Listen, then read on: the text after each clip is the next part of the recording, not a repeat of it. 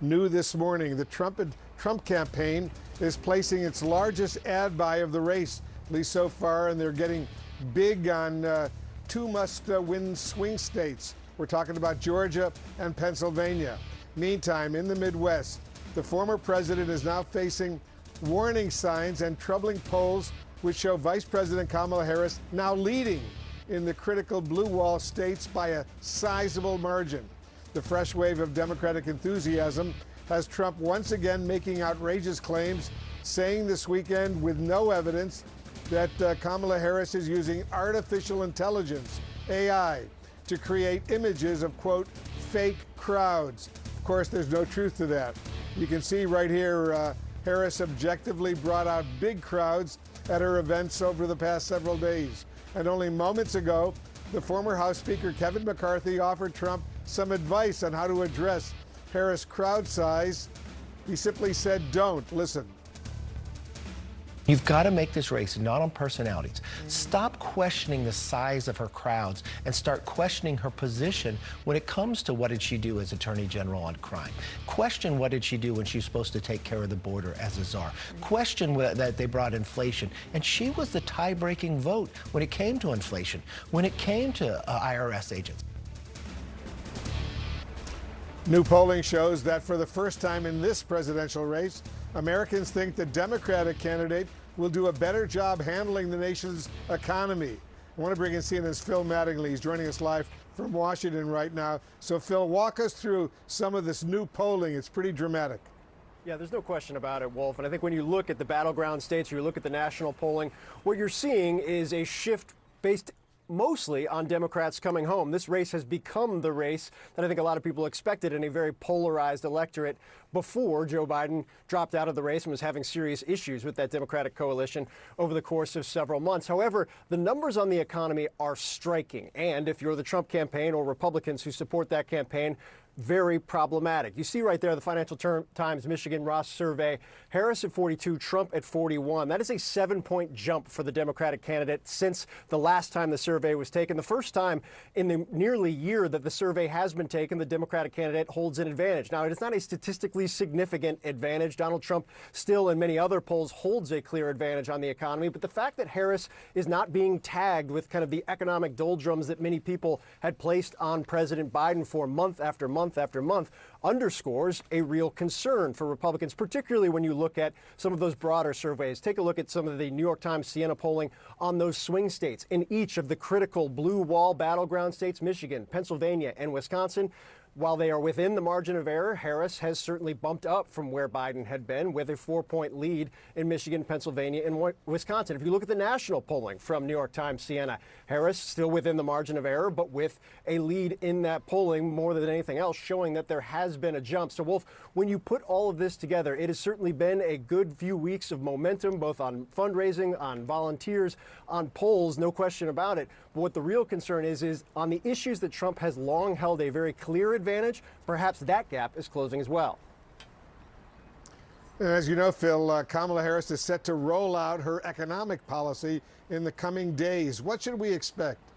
You know, what's fascinating about this is throughout this kind of burst of momentum of these first several weeks, we haven't seen many tangible new policies coming out of Vice President Harris or the Harris campaign. In large part, that's because she's very aligned with where President Biden, where the Biden-Harris administration has been on the economy. Now, over the weekend, she did endorse a proposal first put forward by former President Trump. No tax on tips, doing that in the critical state of Nevada, where that is very important for service workers in that state, putting very explicit guardrails on what she would want to propose, which is a little bit different from the former president. When you talk to economic advisors, though, in the White House or who have worked for the Harris team, they talk constantly on bringing costs down. Critical components of President Biden's agenda that did not get over the finish line during his legislative kind of burst of success in his first 2 years. The care economy, home care, child care, things of that nature are areas where Harris has been focused on. Expect to see proposals along those lines. But more than anything else, there's a recognition inside the campaign.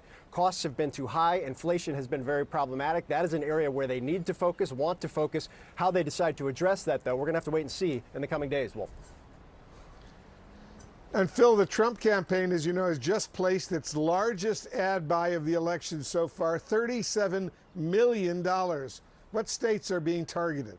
You know, I think this is the most fascinating kind of piece of information that we've got right now. You can read anything you want in a lot of the polling, and things are fluid as we try and get our heads around a very new race.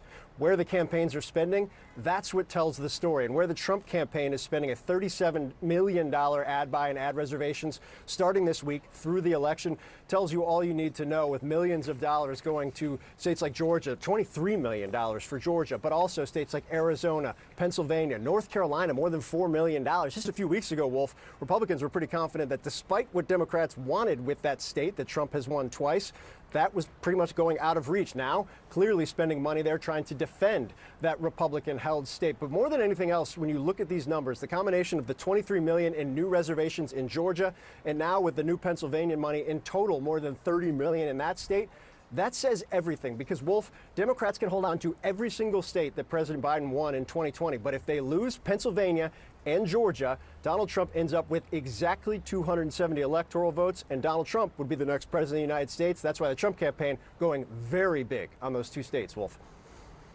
Yeah, extremely big indeed. All right, Phil, thank you very, very much. I want to discuss all of this with CNN political commentators Jamal Simmons and David Urban, and also joining us, our senior political analyst, Ron Brownstein. David, let me start with you. Harris's momentum is clearly getting under Trump's skin. Take a listen to what he's said about her crowd sizes and his own in the past week alone. Listen to this. They said, oh, she had a big crowd. Oh, the crowd. The press is talking about the crowd. In New Jersey, I had 107,000 people. The press never even talked about it because they're fake. I have 10 times, 20 times, 30 times the crowd size. In history, for any country, nobody's had crowds like I have. Nobody's spoken to crowds bigger than me. If you look at Martin Luther King, when he did his speech, his great speech, and you look at ours, same real estate, same everything, we actually had more people.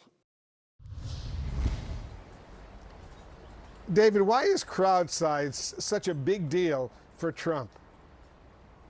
Yeah, Wolf, I can't answer that, but I can answer, I can make a suggestion just like former Speaker McCarthy did. Stop talking about it. If I didn't know how many minutes the former president spoke there, but I wish he would have spoken about Kamala Harris's policies. Let's talk about them. Let's talk. She ran for president before. She wants to take Americans' guns away. She wants a single-payer health care system. She wants to end fracking in Pennsylvania.